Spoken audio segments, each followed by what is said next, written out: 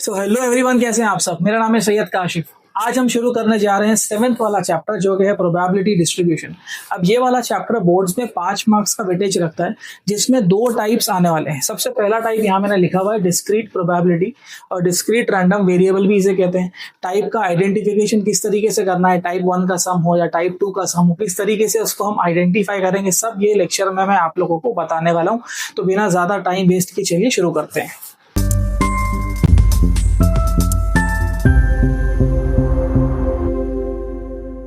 तो चलिए इसके फर्स्ट वाले टाइप से शुरू करते हैं, जो है डिस्क्रीट प्रोबेबिलिटी। डिस्क्रीट के टाइप का आइडेंटिफिकेशन ही बॉक्स का होना है। मतलब आपको क्वेश्चन में ऐसा बॉक्स देखने मिल सकता है, 100% टाइम्स बॉक्स नहीं होगा।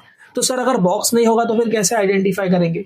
तो ये वन शॉट वीडियो में मैं आप लोगों को बताने वाला हूं कि अगर बॉक्स नहीं होगा तो किस तरीके से बॉक्स बना करके सम को सॉल्व करना है। ठीक है, तो सबसे पहले हम लोग इसके फॉर्मूलाज पर एक नजर मारते हैं। फॉर्मूलाज देख लेते हैं। यहाँ मैंने ऑलरेडी लिखा हुआ है और कुछ फॉर्मूले के लिए मैंने बॉक्स छोड़ दिया है समझाने के हिसाब से। जैसे फर्स्ट वाला फॉर्मूला यहाँ पर आ रहा है मीन और एक्सपेक्टेशन का। तो मीन निकालने के लिए हम लोग इसको ई ऑफ एक्स से डिनोट करेंगे। कंपलसरी नोटेशन याद रखना है, ई ऑफ एक्स यानी मीन होता है। मीन को हम एक्सपेक्टेशन या तो फिर एक्सपेक्टेड वैल्यू भी कहते हैं, याद रखना है। तो ई ऑफ एक्स का फॉर्मूला है summation of x into P of x, ये इसका फॉर्मूला है। सम सॉल्व करते समय समझाऊंगा कि वो एक्स क्या है, पी ऑफ एक्स क्या है। ठीक है, सेकंड वाला फॉर्मूला है वेरिएंस का। वेरिएंस का फॉर्मूला है E square x minus E of x the whole square. किस तरीके से अप्लाई होगा ये भी मैं सम में आप लोगों को बताऊंगा। फिलहाल आप फॉर्मूला बस साथ में मेरे नोट करते जाओ। अब ई स्क्वायर एक्स को कैसे निकालना है, तो देखो यहाँ पर ये फॉर्मूला दिख रहा है। ई ऑफ एक्स का क्या फॉर्मूला है, summation of x into p of x.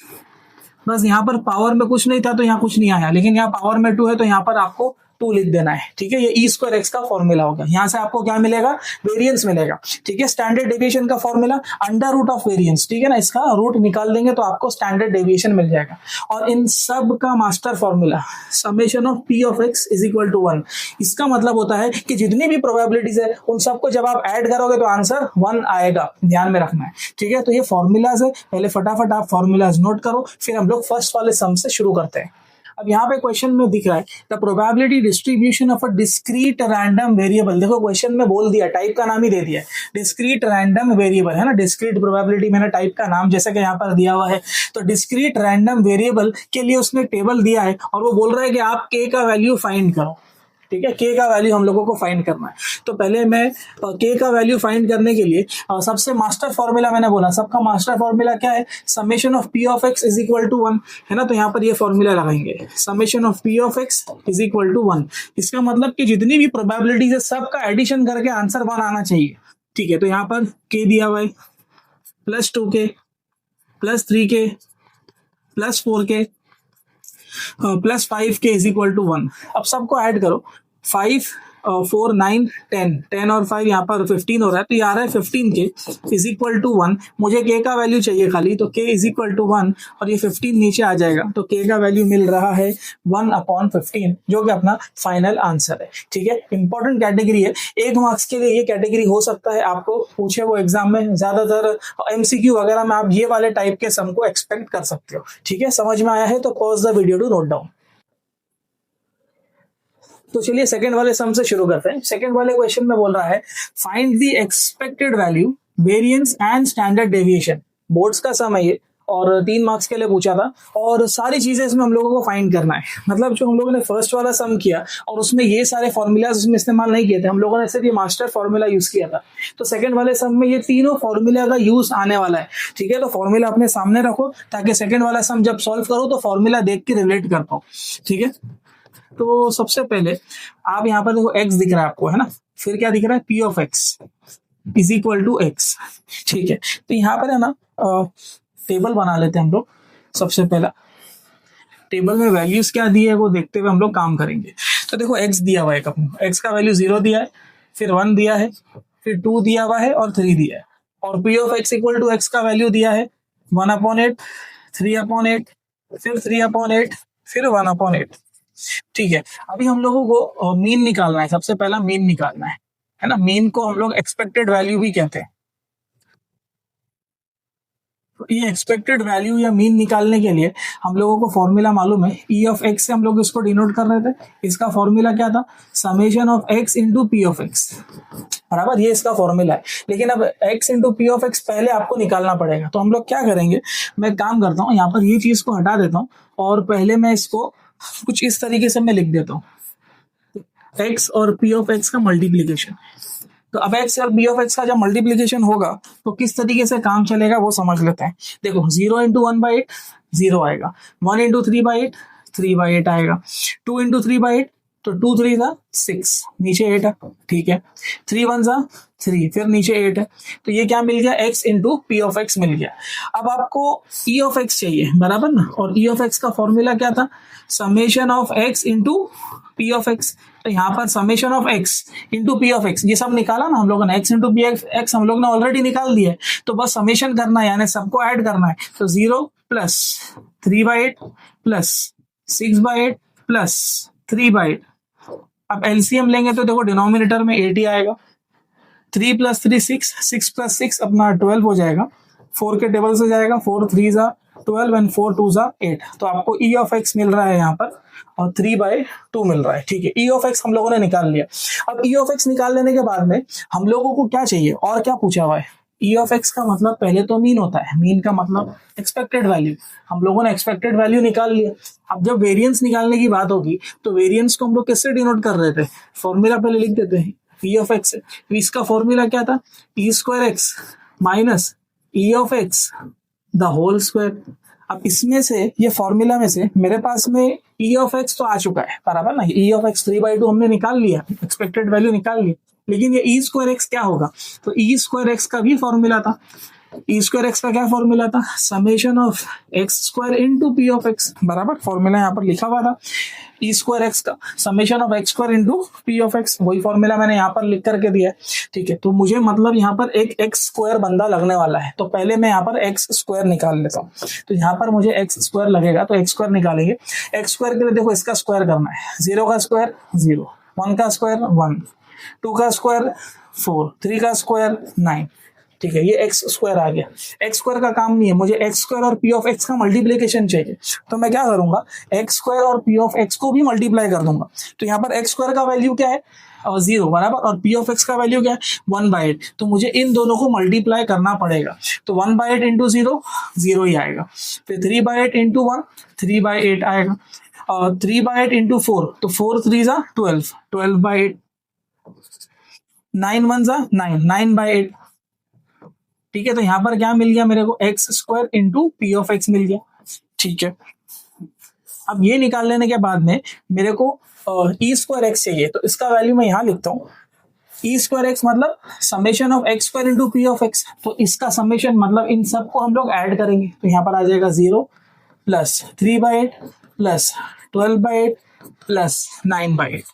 अब ऐड करेंगे, देख डिनोमिनेटर में 8 है तो एक ही बार 8 आएगा, तो न्यूमरेटर को ऐड करो, 9 प्लस 3 12, 12 प्लस 12 इज 24, और 4 के टेबल से डायरेक्ट 8 के टेबल से जाएगा, 8 1 था 8 3 था, तो यहाँ पर 3 मिल रहा है ई स्क्वायर एक्स का वैल्यू, ठीक है। ये ई स्क्वायर एक्स का वैल्यू मिला है, तो सम कंप्लीट नहीं हुआ, आपको ई स्क्वायर एक्स नहीं चाहिए, आपको वी ऑफ एक्स यानी वेरिएंस चाहिए। तो वेरिएंस निकालने के लिए मान लो ये आपकी इक्वेशन 1 है, मैं डायरेक्ट लिख देता हूँ कि मैं इसको इक्वेशन 1 में पुट कर रहा हूँ, पुट इन इक्वेशन 1।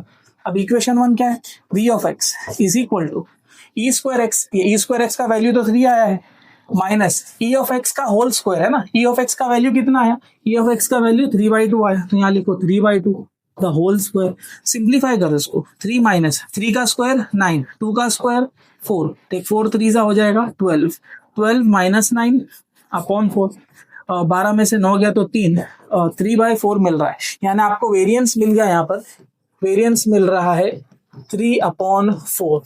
सम अभी भी कंप्लीट नहीं होता क्योंकि इसने अपने वेरिएंस पूछा था, आपने वेरिएंस निकाल दिया, ठीक है। अब लास्ट जो बचा है वो है स्टैंडर्ड डेविएशन। स्टैंडर्ड डेविएशन का सिंपल सा फॉर्मूला है जो कि लिखा हुआ है sigma is equal to under root of variance, ठीक है। तो यहाँ पर हम स्टैंडर्ड डेविएशन निकालना है, आप लोग पूरा लिखना है इसको, तो sigma is equal to under root of variance which will be under root of 3/4। इसका मतलब ये होता है कि रूट 3 पर भी जाएगा 4 पर भी जाएगा, अब डिनोमिनेटर में जो 4 है वो तो 2 बन जाएगा, लेकिन √3 का कुछ नहीं हो सकता, √3 को ऐसे ही रहने दो, और √3/2 ये आपका फाइनल आंसर होगा। 3 चीज उसने पूछा था, एक तो उसने बोला था एक्सपेक्टेड वैल्यू, हमने एक्सपेक्टेड वैल्यू दे दिया। दूसरी चीज उसने पूछा था वेरिएंस, हमने वेरिएंस निकाल कर दे दिया। और थर्ड उसने पूछा है स्टैंडर्ड डेविएशन, हमने स्टैंडर्ड डेविएशन भी निकाल करके दे दिया है। ठीक है, 3 मार्क्स का सम है, इंपॉर्टेंट कैटेगरी है। समझ में आया है तो वीडियो को पॉज करो, फटाफट नोट करो। तो चलिए इसके थर्ड वाले सम से शुरू करते हैं। इंपॉर्टेंट सम है मेरे हिसाब से ये वाला सम, बोर्ड में आया हुआ है। क्वेश्चन में बोल रहा है कि 2 dice are thrown simultaneously, 2 dice को फेंका, और वो बोल रहा है कि x डिनोट करता है नंबर ऑफ सक्सेस। तो आप क्वेश्चन की शुरुआत पहले ऐसा करो सॉल्यूशन की, लेट x डिनोट्स सक्सेस, और वो बोल रहा है कि एक्सपेक्टेशन ऑफ x फाइंड करो। एक्सपेक्टेशन का मतलब मीन होता है, और मीन को हम लोग e ऑफ x से डिनोट करते हैं। तो किस तरीके से काम होगा, ये बहुत इंपॉर्टेंट सम है। देखो 2 डाइस को जब आप फेंकोगे तो क्या चांसेस है वो समझना जरूरी है। आपने 2 डाइस फेंका, सबसे पहले तो जब डाइस फेंका हो सकता है कि दोनों डाइस पे आपके 6 ही नहीं आया। जब 6 ही नहीं आया तो फिर प्रोबेबिलिटी क्या हो गई, एक आपका एक्सपेक्टेशन क्या हो गया, एक्सपेक्टेड वैल्यू क्या हो गया, एक हो गया 0, है ना। आपने 2 डाइस फेंका और वैल्यू ही नहीं आया, 6 ही नहीं आया तो 0। एक और चांस है कि आपने डाइस फेंका दोनों साथ में, और एक पे 6 आ गया और एक पे नहीं आया। हाँ, तो एक पे 6 आया तो एक चांस हुआ ना, एक 6 आया भाई। फिर आपने दोनों डाइस फेंका, दोनों पे 6 आ गया, तो ये आपकी पॉसिबल वैल्यू है। ये जो वैल्यूज बताया मैंने यहाँ पर, इनको कहेंगे पॉसिबल वैल्यूज। ठीक है, इंपॉर्टेंट पार्ट है। और जो हम लोग अभी टेबल, जैसे मैं बोला ना स्टार्ट में जब लेक्चर के टेबल आ सकता है, ये सब में टेबल ही नहीं है, वो टेबल जानना जरूरी है। मैं आपको टेबल वाला पार्ट बता देता हूँ। यहाँ पर ये जो 0 1 2 जो है ना, ये 0 1 और 2 ये इसके चांसेस है। हम लोग को लास्ट में मीन फाइंड करना है, तो ये x का वैल्यू जब मालूम पड़ जाएगा तभी आप ये मीन जो है इजीली फाइंड कर सकते हो। ठीक है, अब 0 1 2 जो है आपकी पॉसिबल वैल्यूज है। अब अगर मान लो आपने डाई थ्रो किया, एक डाई थ्रो किया, तो एक डाई थ्रो करने पर 6 कितनी बार आ सकता है, उस पे 6 कितने होते हैं, एक ही तो 6 होता है। तो डाई थ्रो करने पे चांसेस कितना है कि 6 आएगा, एक ही चांसेस है कि नहीं। तो ये आपका मान लो p, इसको आप p से डिनोट कर दो। तो q क्या होगा, q होगा 1 माइनस p, ये फॉर्मूला है, आप याद रखना ये फॉर्मूला है। तो यहाँ पर आ जाएगा 1 माइनस 1/6, इसको सॉल्व करोगे तो यहाँ पर आएगा 6 minus 1/6 which is equal to 5/6। अब ये तो फॉर्मूले से आया, मैं आपको कंसेप्चुअली भी समझाता हूँ। आपने एक डाई थ्रो किया, जब एक डाई आप थ्रो करोगे तो एक डाई थ्रो करने पर 6 कितनी बार आ सकता है, एक ही बार आ सकता है। लेकिन 6 नहीं आने के कितने चांसेस है, 5 चांसेस है। 1 आ सकता है, 2 आ सकता है, 3 4 5, है ना, कितना भी आ सकता है। तो 6 नहीं आने के चांसेस 5 आउट ऑफ 6 है, और 6 आने के चांसेस 1 आउट ऑफ 6। तो आपको एक p मिल रहा है, एक बंदा p मिल रहा है और एक बंदा q मिल रहा है। इसमें से p जो है वो 6 आने के चांसेस है, और q जो है वो 6 नहीं आने के चांसेस है। ठीक है ना, ये याद रखना है आपने। ठीक है, आगे बढ़ते हैं। पहले 0 से हम लोग शुरुआत करेंगे। मान लो मुझे प्रोबेबिलिटी ऑफ 0 फाइंड करना है। प्रोबेबिलिटी ऑफ 0 मतलब 6 नहीं आने के चांसेस। तो 6 नहीं आया, आपने 2 डाई थ्रो किया, 2 डाई थ्रो किया तो एक पर वैल्यू आएगी या तो फिर दूसरे पर वैल्यू आएगी, बराबर। तो एक पर वैल्यू मतलब क्या हो गया, 37। तो अब हम लोग सबसे पहले p ऑफ 0 फाइंड करेंगे। p ऑफ 0 यानी x का वैल्यू 0। अब x का वैल्यू 0 का क्या मतलब हुआ कि एक भी बार 6 नहीं आया।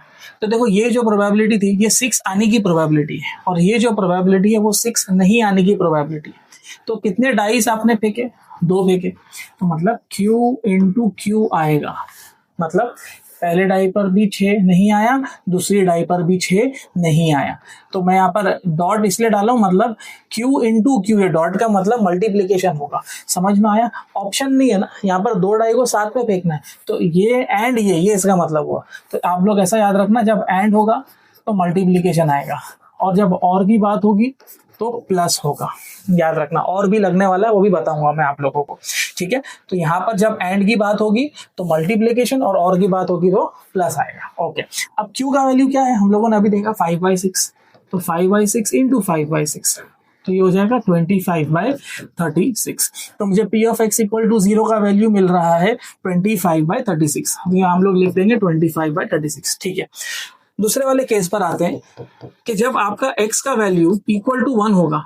अब x का वैल्यू 1 होगा का क्या मतलब है, तो एक डाई पर 6 आ गया, दूसरे डाई पे 6 नहीं आया, तो एक डाई पे 6 आ गया है ना, पहले वाले पे आ गया 6 आ गया और दूसरे वाले पे 6 नहीं आया। या तो फिर ऐसा भी तो हो सकता है कि पहले वाले पे 6 नहीं आया, दूसरे वाले डाई पे 6 आ गया, तो देखिए और आ गया ना कंडीशन, या तो ये कंडीशन बैठेगी या तो ये कंडीशन बैठेगी, या तो बोल रहा हूं ना, इसका मतलब और होता है। तो दो केसेस बन रहे हैं, तो इसका क्या आंसर आएगा, P इंटू क्यू करेंगे 1/6 into 5/6 plus Q into P 5/6 into 1/6,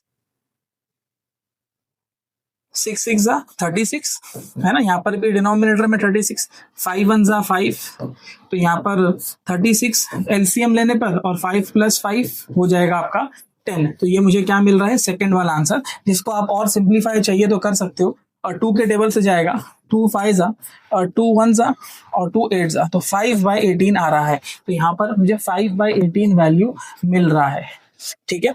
और बेटर ये रहेगा कि आप, मैं यहाँ पे कलर चेंज करके लिख देता हूँ कि 10/36 ही लिखो। मैं आपको रीजन बताता हूँ कि 10/36 हम लोग क्यों लिखेंगे बाद में, ठीक है। ये अपना सेकंड वाला आंसर आ गया। और थर्ड वाले केस पर आते हैं जो कि लास्ट केस है।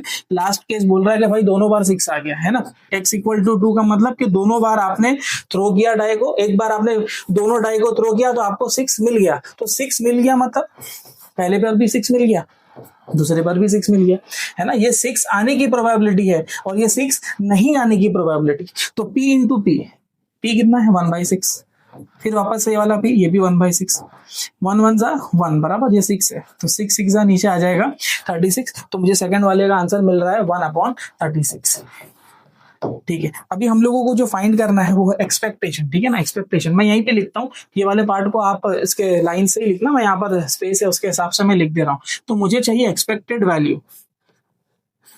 एक्सपेक्टेड वैल्यू का मतलब ही मीन होता है, मैंने ऊपर क्वेश्चन में लिख करके दिया है आप लोगों को। तो E of x is equal to, क्या फॉर्मूला था, summation of x into P of x। तो summation of x into P of x 0 into 25/36 plus 1 into 10/36 में लिख रहा हूं यहाँ पर, प्लस 2 इंटू 1/36। तो इससे आंसर देख, 0 को मल्टीप्लाई किया, पूरा वैल्यू चला गया, क्या बचता है 10/36 प्लस 2/36। डिनोमिनेटर में 36 ही आएगा और 10 प्लस 2 हो जाएगा 12, 12 के टेबल से कैंसिल होगा, 12 1 जा 12 3 जा, और आंसर आ रहा है 1/3। ये आपका एक्सपेक्टेड वैल्यू होगा, ठीक है। इंपॉर्टेंट सम था, बहुत सारा इसमें कंसेप्ट था, समझना जरूरी है कि क्वेश्चन में क्या पूछ रहा है। वहां बोला है 2 डाइस आर थ्रोन साइमल्टेनियसली, तो साइमल्टेनियसली फेंका, ठीक है, लेकिन वहां पर वो कौन से नंबर की बात कर रहा है, उसने 6 के बारे में बात की। तो 6 के बारे में बात किया, तो हाँ ये प्रोबेबिलिटी थी 6 आने की, और क्यों हम लोगों ने निकाला जो है वो 5/6 आ रहा है, मतलब 6 नहीं आने की ये प्रोबेबिलिटी थी। फिर हमने केसेस अप्लाई किया, x का वैल्यू 0 मतलब 6 नहीं आया, दोनों डाई पे 6 नहीं आया, तो 6 नहीं आने की प्रोबेबिलिटी थी ना, दोनों पर 6 नहीं आए। फिर एक ही बार 6 आया, तो हो सकता है पहले पे आया दूसरे पे नहीं आया, है ना, पहले पे नहीं आया दूसरे पर आ गया, उस तरह की हमने इसका आंसर निकाला। और थर्ड वाला x का वैल्यू 2 है, यानी दोनों पर 6 आ गया, 6 आने की प्रोबेबिलिटी थी, तो 1/36। और लास्ट में ये है आपका फाइनल आंसर, ठीक है। समझ में आया है तो pause the video to note down. Fourth वाले सम से शुरू करते हैं। अब ये वाला सम जुलाई 22 में पूछा, यानी केटी वाले लोग को पूछ चुका है, बोर्ड्स का सम है, इंपॉर्टेंट सम है, ध्यान देना। क्वेश्चन में बोल रहा है, in a meeting 70% of the members favour and 30% oppose a certain proposal, ठीक है। अब यहाँ पर एक चीज समझ में आ रही है कि 70% लोग जो है फेवर में है और 30% लोग जो है अपोज कर रहे हैं, है ना। कोई तो प्रपोजल होगा उसको वो लोग अपोज कर रहे हैं, और ये वाले 70% लोग क्या कर रहे हैं, फेवर में, कि हाँ भाई ये प्रपोजल जो है इसको पास कर दो, होने दो उसको। A member is selected at random and we take x is equal to 0। अब देखो x इक्वल टू 0, एक चीज यहाँ से समझ में आ रही है कि x की वैल्यू एक तो 0 है और दूसरा बोल रहा है कि x का वैल्यू एक तो 1 है। तो यहाँ पर ये बोल रहा है क्वेश्चन में कि x का वैल्यू 0 है अगर वो ओपोज कर रहा है, मतलब ये ओपोज की कैटेगरी में यहाँ पर आ जाएगा, और x का वैल्यू 1 है अगर वो फेवर में, मतलब फेवर के लिए वैल्यू 1 है। अब वहां पर हम लोग जाते हैं क्वेश्चन में, जो 30% और 70% दिया है वो क्या है, तो वो प्रोबेबिलिटी दिया है उसने। प्रोबेबिलिटी क्या दिया है, 70% लोग फेवर में है, तो फेवर वाला तो ये है, तो ये 70% यहाँ पर आ जाए, तो 70/100 मतलब ये हो जाएगा 7/10। समझ में आ रहा है, 0 से 0 कैंसिल हो तो 7/10 आ गया, ठीक है। और ओपोज करने वाले लोग कौन है, 30%, यहाँ पर आ जाएगा 30/100। 30/100 का बनेगा 3/10, ठीक है। आप इसको बस अपने टेबल में बना करके रख दो तो थोड़ा क्लियर रहेगा, बाकी नहीं भी बनाएंगे तो चलेगा, ठीक है। तो यहाँ पर ये टेबल अपना क्लियर हो गया। तो ये सेकंड वाले सम की तरह ही दिख रहा है कि नहीं, यहाँ पे टेबल अपने पास में दिया हुआ है, लेकिन क्वेश्चन में पूछ क्या रहा है, वो बोल रहा है कि आप ई ऑफ एक्स निकालो। ई ऑफ एक्स का मतलब मीन होता है, और वेरिएंस पूछ रहा है, वेरिएंस है ना, variance is v of x. दोनों का फॉर्मूला हम लोगों को ऑलरेडी पता है। तो सबसे पहले हम लोगों को मीन निकालना है, तो मीन बनाने के लिए भी हम लोग क्या करेंगे, टेबल ही पहले बना लेते हैं, ठीक है ना। टेबल हम लोगों को लगने वाला है यहाँ पर, तो टेबल में कौन कौन से कंटेंट लगेंगे वो समझ लेते हैं। सबसे पहले एक अपने को तो एक्स लगने वाला है, ठीक है, फिर पी ऑफ एक्स लगेगा, और हम लोगों को मीन चाहिए, है ना, मीन पूछ रहा है, तो मीन निकालने का फॉर्मूला था, मीन को हम लोग ई ऑफ एक्स से डिनोट कर रहे थे, और ई ऑफ एक्स का फॉर्मूला क्या था, summation of x into p of x. अब यहाँ पर एक्स भी नहीं है, पी ऑफ एक्स भी नहीं है ना, क्लियर नहीं है, यहाँ पे वैल्यू नहीं है हमारे पास, समेशन चाहिए ना, क्योंकि तो एक्स का वैल्यू क्या है, एक तो 0 है, और दूसरा वैल्यू क्या है 1, और पी ऑफ एक्स का वैल्यू क्या है 3/10, और एक 7/10, ठीक है, ठीक है। इतना अपने पास में क्लैरिटी मिल गई हम लोग को। हम लोगों को चाहिए क्या, हम लोगों को x into p of x चाहिए, तो ये x और p ऑफ एक्स को आप मल्टीप्लाई कर दो, 0 इंटू 3/10 0 ही आएगा, 1 इंटू 7/10 7 1 जा 7, तो यहाँ पर आ जाएगा 7/10, ठीक है। x into p of x मिल गया, यहाँ पर से हम लोगों को e ऑफ एक्स मिलेगा। तो देखो ये समेशन चाहिए ना, समेशन निकालना है, summation of x into p of x, इसका मतलब क्या हो गया 0 प्लस 7/10, तो 0 प्लस 7/10 करोगे तो 7/10 ही आएगा। तो आपको यहाँ पर summation of x into p of x क्या मिल गया 7/10, मतलब e ऑफ x मुझे मिल रहा है यहाँ पर 7/10। इसमें से मेरा फर्स्ट वाले का आंसर जो है वो कंप्लीट होता है, यानी हमने मीन निकाल लिया है। सेकंड वाले पर आते हैं जो कि है वेरिएंस। वेरिएंस निकालने का भी कुछ फॉर्मूला है। वेरिएंस का क्या फॉर्मूला है, E square x minus E of x the whole square. अब इसमें से ई ऑफ एक्स तो हमारे पास में है, लेकिन ये ई स्क्वायर एक्स नहीं है, तो मैं इसको इक्वेशन 1 लिख देता हूँ। अब फॉर्मूले में अगर देखोगे तो मुझे ई स्क्वायर एक्स एक चाहिए, है ना, ई स्क्वायर एक्स का फॉर्मूला मालूम होना चाहिए।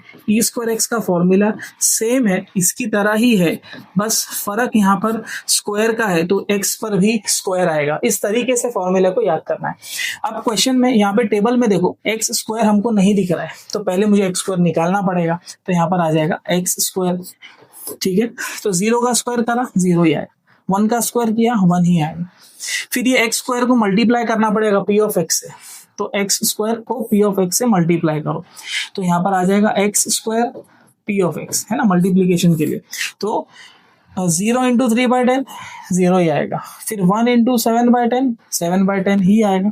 तो यहाँ पर summation of x square p of x मिल रहा है मुझे 0 प्लस 7/10, समेशन कर रहे हैं मतलब सबका एडिशन करना है, और 0 प्लस 7/10 करने पर भी मुझे 7/10 ही मिल रहा है, ठीक है। तो यहाँ पर इसका वैल्यू क्या आया समेशन करने पे 7/10, तो यहाँ पर मुझे ई स्क्वायर एक्स का वैल्यू मिला है। सम कंप्लीट नहीं हुआ है, कितनी बार गलती होती है, फ्लो में सम यहीं पे छोड़ देते हैं।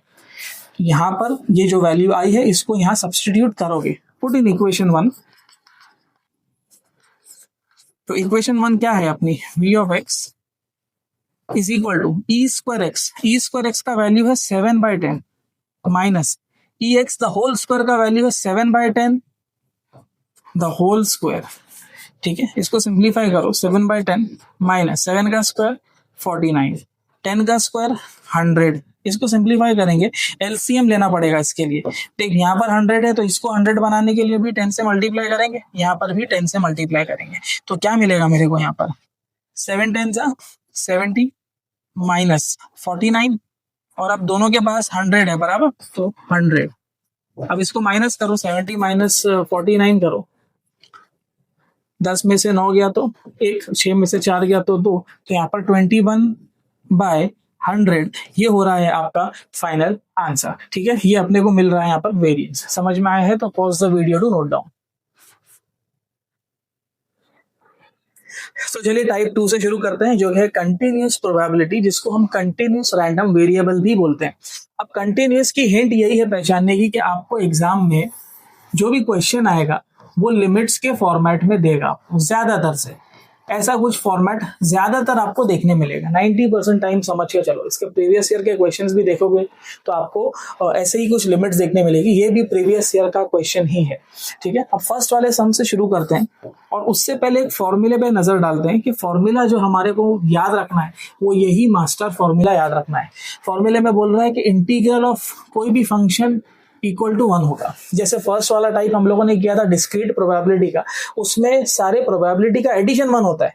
इसमें फंक्शन का इंटीग्रल 1 होगा, बस इतना ही याद रखना, इतना ही चेंजेस है। और इसके लिए इंटीग्रेशन आना जरूरी है। इंटीग्रेशन नहीं आता है मतलब आप लोग यहाँ पर फंसने वाले हो। तो इसके लिए डिफाइनाइट इंटीग्रेशन का मेरा वीडियो देखो और उसके बाद आप ये वाले टाइप पे आओ, तभी आपको समझेगा। ठीक है, मैं सम डायरेक्ट शुरू करता हूँ फॉर्मूले के साथ में। Integral f of x d x is equal to 1। ठीक है, इंटीग्रल एफ ऑफ एक्स क्या दिया है देखो, k x into 1 minus x d x is equal to 1। ठीक है, अब इसके लिए ना उसने लिमिट्स दिया है। वो बोल रहा है कि लिमिट्स है 0 to 1, तो यहाँ पर लिखो 0 to 1। और उसने कंडीशन दिया है कि otherwise it is equal to 0। तो मैं बोलता हूँ ये पार्ट पर ध्यान नहीं देने का, छोड़ देने का, आगे बढ़ो डायरेक्ट। 0 to 1 दिया है, फंक्शन दिया है, ठीक है। अब इसको हम लोग सॉल्व करना शुरू करेंगे। अब सॉल्व करना शुरू करो। देखो ये जो के है ना, पहली बात तो ये के काम का नहीं, बाहर ले लो। क्या बचा अंदर, x into 1 minus x d x is equal to 1। ठीक है, के इंटीग्रल 0 to 1। अब ये x को अंदर मल्टीप्लाई करो, x इंटू 1 x होगा, x into x x square होगा, बराबर d x is equal to 1। एक ही फॉर्मूला इसके लिए आना चाहिए, वो फॉर्मूला भी मैं यहाँ पर आपके लिए लिख देता हूँ, x रेज टू n का, जो कि है x raise to n plus 1 upon n plus 1। ठीक है, यही फॉर्मूला बस आप लोगों को आना चाहिए। तो यहाँ पर मान लो पावर में कुछ नहीं है तो अंडरस्टूड है ना, 1 है यहाँ पर, तो फॉर्मूला क्या लगेगा यहाँ पर, x raise to n plus 1 है ना, 1 प्लस 1 अपॉन n प्लस 1। ठीक है, एक्स स्क्वायर है तो x raise to n plus 1 2 plus 1 upon 2 plus 1। ठीक है, इंटीग्रेट कर देने के बाद में ब्रैकेट डालना है और 0 to 1 लिखना है। ये के यहाँ पर ही रहेगा और ये 1 भी यहीं पे रहेगा। ठीक है, हम लोग ने प्लस से नहीं लिखा क्योंकि ये इनडिफाइनाइट नहीं है, ये डिफाइनाइट इंटीग्रेशन है। ठीक है, फिर अपना main formula, upper limit minus lower limit is equal to 1। Upper limit में जहां पर x दिख रहा है, पेंसिल से पहले सर्कल कर लेने का ताकि अपने को कंफ्यूजन ना हो। जहां x दिख रहा है पहले वहां पर 1 डालेंगे, फिर उसके बाद में वहां पर हम लोग 0 डाल देंगे। सिंपल सा काम है। तो x की जगह पहले 1 डालो, तो 1 का स्क्वायर बाई 2 माइनस 1 का क्यूब बाई 3। लोअर लिमिट में x की जगह पे 0 का स्क्वायर बाई 2 माइनस 0 का क्यूब बाई 3। अब यहाँ पर ये 0 का क्यूब की जहां तक बात रही, मैं लिखूं या नहीं लिखूं, बात है कि ये पार्ट हट गया। तो क्या बचता है यहाँ पर, के ब्रैकेट ओपन 1 का स्क्वायर इज 1 बाई 2 माइनस 1 का क्यूब इज 1 बाई 3, है ना, ये तो चला गया, इज इक्वल टू 1। सॉल्व करो अंदर ब्रैकेट में, क्रॉस मल्टीप्लाई, 3 1 जा 3, 2 1 जा 2 एंड 3 2 जा 6 इज इक्वल टू 1। के 3 माइनस 2 इज 1, नीचे बचा 6 इज इक्वल टू 1। ये 6 को यहाँ पे डिनोमिनेटर में, वहां जाकर न्यूमरेटर में चला जाएगा, तो k इज इक्वल टू 6 1 जा 6 और k 1 जा k ही रहेगा। तो k का वैल्यू क्या मिल रहा है मुझे, 6 मिल रहा है। ठीक है, यहाँ पर एक पार्ट हुआ है सम का, सम कंप्लीट नहीं हुआ है, उसने 2 पार्ट में सम को सॉल्व करने के लिए बोला है, बोर्ड में आया हुआ सम है। दूसरी चीज वो बोल रहा है कि प्रोबेबिलिटी फाइंड करो x लेस देन हाफ की। अब इसका क्या मतलब हुआ, x लेस देन हाफ की प्रोबेबिलिटी फाइंड करना है, तो आप लिखो ऐसा, probability of x less than half. इसका मतलब हो गया कि जो भी आपका फंक्शन है, फंक्शन दिया हुआ है ना, तो लिमिट्स लगाओ 0 to। अब इस बार 1 नहीं आएगा, वो बोल रहा है कि x की वैल्यू लेस देन हाफ है, मतलब वो 0 से हाफ तक ही है, ये इसका मतलब हुआ। अगर यहाँ पर 5 होता तो 0 to 5 लेता, यहाँ 2 रहता तो मैं यहाँ पर 2 लेता, तो यहाँ पर 0 to half f of x dx। ठीक है, 0 to 1 by 2। अब एफ ऑफ एक्स क्या दिया हुआ, एफ ऑफ एक्स अपने को दिया हुआ है के एक्स इंटू 1 माइनस एक्स, है ना, के x into 1 minus x d x 0 to half. के का वैल्यू तो 6 आ गया ना, तो 6 को डायरेक्ट बाहर ही ले लो और x को अंदर मल्टीप्लाई कर दो, x वन जा x, x into x, x square dx। ठीक है, अब इंटीग्रेट कर दो x रेस टू 1 बराबर जैसे x रेस टू 1 का किया, तो x square by 2 minus x cube by 3, limits 0 to half. आगे upper limit minus lower limit. अब अपर लिमिट में जहां x दिख रहा है पहले वहां पर हाफ आ जाएगा, तो 1/2 का स्क्वायर बाई 2 माइनस 1/2 का क्यूब बाई 3, और लोअर लिमिट में x की जगह अगर मैं 0 डालूंगा तो पूरा वैल्यू 0 ही होने वाला है, तो वो मैं लिखूं या नहीं लिखूं बात एक ही है, मैं यहाँ पर से इसको हटा ही देता हूँ। ठीक है, ये अपना अपर लिमिट सब्सटीट्यूट करके आ गया, तो 6 टाइम्स ब्रैकेट ओपन कर रहा हूँ, 1 का स्क्वायर 1 होगा, 2 का स्क्वायर 4 बराबर, और नीचे पहले से 2 है, 1 का क्यूब 1, 2 का क्यूब 8, और नीचे पहले से 3 है। सिंप्लीफाई करो, 6 टाइम्स 1/4 2 जा 8, 8 3 जा 24। अब एलसीएम लेंगे, 8 को कितने से मल्टीप्लाई करेंगे तो 24 आएगा, 8 को 3 से मल्टीप्लाई करेंगे। जब इसको मैं 3 से मल्टीप्लाई किया तो मुझे न्यूमरेटर भी 3 से मल्टीप्लाई करना पड़ेगा, तो यहाँ पर आ रहा है 6 टाइम्स 3 1 जा 3 माइनस 1 अपॉन 24, 6 1 जा 6, 6 4 जा 24, 3 माइनस 1 और 2 होता है, 2/4 आ रहा है, 2 1 जा 2 2 जा, यानी 1/2 जो होगा ये मेरा फाइनल आंसर होगा। ठीक है, समझ में आया है तो pause the video to note down. तो चलिए इसके सेकंड वाले सम से शुरू करते हैं। सेकंड वाले सम में बोल रहा है कि suppose that x is the waiting time in minutes for a बस एंड इज पीडीएफ यानी probability density function is given by F of x. तो देखो ये इंपॉर्टेंट सम है, ये वाला सम फरवरी 25 के स्टूडेंट्स को पूछ चुका है, फरवरी 25 के। ठीक है, तो यहाँ पर उसने फंक्शन दिया है और वो बोल रहा है कि उसके लिए लिमिट्स दिया हुआ है उसने, कहाँ से कहाँ तक है, 0 से 5 तक के लिमिट्स है। ठीक है ना, 0 से 5 तक, मतलब ये मिनिमम वैल्यू है और ये जो है मैक्सिमम वैल्यू। ठीक है, लेकिन उसने क्वेश्चन में कुछ और ही चीज पूछा है, उसने बोला है find the probability that the waiting time is between 1 to 3। तो क्या 1 to 3 इसके बीच में आ रहा है? हाँ आ रहा है ना, 1 to 1 और 1 to 3 0 से 5 के बीच में आ जाएगा। तो आप सिंपल सा प्रोबेबिलिटी यहाँ पर निकालने वाले हो फर्स्ट वाले के लिए, इंटीग्रल मैं ऐसा लिख देता हूँ, probability of x between 1 to 3 ना, 1 और 3 के बीच में, ये इसका मतलब हुआ, लिखेंगे इस तरीके से इसको। ठीक है, और integral f of x d x, और लिमिट्स 1 से 3 है, हाँ 1 से 3 आएगी, 0 to 5 उसकी मिनिमम और मैक्सिमम उसने उसकी हद दे दिया है, लेकिन क्वेश्चन में वो बोल रहा है 1 और 3 की निकालो, इसीलिए 1 और 3 लिया, 0 5 नहीं लिया, इसलिए समझ में आया। तो यहाँ पर integral 1 to 3 F of x क्या है, एफ ऑफ एक्स सिर्फ 1/5 है, और ये 0 मैंने बताया ना, 0 ऐसा आ गया, अदरवाइज इस पर ध्यान नहीं देने का, छोड़ देने का, और यहाँ पर आ जाएगा dx। अब यहाँ पर अगर मैं ये 1/5 को बाहर ले लूँ, है ना, तो यहाँ पर कुछ नहीं बचा, अंडरस्टूड है कि 1 है, और 1 का इंटीग्रेशन बेसिक फॉर्मूला हम लोगों को मालूम है, 1 का इंटीग्रेशन x होता है। ठीक है, और लिमिट्स क्या है 1 to 3, 1/5 upper limit minus lower limit, upper limit is 3, lower limit is 1, 3 minus 1 is 2 बराबर ना, 2 1 जा 2, और नीचे क्या बचता है 5। ये आपका फर्स्ट वाले का आंसर है, समझ में आया। सेकंड में उसने क्या बोला है, वेटिंग टाइम दिया है बराबर ना, वेटिंग टाइम कितना दिया, it is more than 4 minutes. अब ये थोड़ा ट्रिकी है, समझने में बच्चे को प्रॉब्लम आ ही रहेगी मेरे हिसाब से। Waiting time is more than 4, x की वैल्यू 4 से बड़ी है, लेकिन कितनी बड़ी है, तो उसने देखो मिनिमम और मैक्सिमम दिया है, उसने बोला है कि x की वैल्यू 4 से बड़ी है, 4 से बड़ी कितने तक है, 4 से बड़ी 5 तक है, समझ में आया, 5 तक क्यों, क्योंकि मैक्सिमम इज 5। ठीक है, और यहाँ पर आ जाएगा एफ ऑफ एक्स dx। अब integral f of x, what is f of x का value, it is 1/5 dx, limits क्या है 4 to 5। ठीक है, अभी 1/5 है, वापस से देख 1/5 को आप बाहर ले लोगे, क्या बचा 4 to 5 dx, और कुछ नहीं बचा अंदर, तो 1 आ जाएगा, तो 1/5, 1 का इंटीग्रेशन आ जाएगा x, लिमिट्स है 4 to 5, 1/5 remains as it is, upper limit minus lower limit, 5 minus 4 करोगे तो 1 ही आएगा, 1 into 1 भी 1 ही होगा, और डिनोमिनेटर में 5 आएगा, और ये आपका फाइनल आंसर होगा। ठीक है, समझ में आया रहेगा मेरे हिसाब से। इंपॉर्टेंट कैटेगरी है और ऐसी कैटेगरी का सम एग्जाम में एक्सपेक्टेड है, ये बार भी एग्जाम में ऐसी कैटेगरी का सम ही एक्सपेक्टेड रहेगा। ठीक है, this is Syed Kashif signing off. तब तक के लिए मिलते हैं हम अगली वीडियो में।